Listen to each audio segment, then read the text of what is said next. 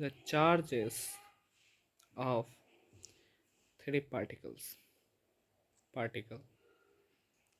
symbol, charge, electron,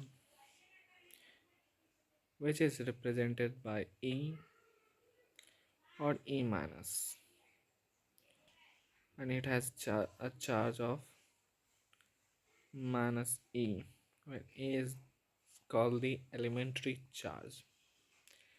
Here, proton, symbol P, small p, charge plus E, where A is the elementary charge and whose value is 1.6 into 10 to the power minus 19 coulomb. Neutron, which is represented by small n, has charge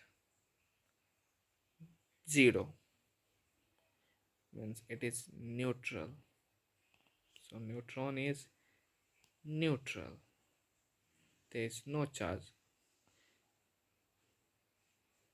it has. Charge is a property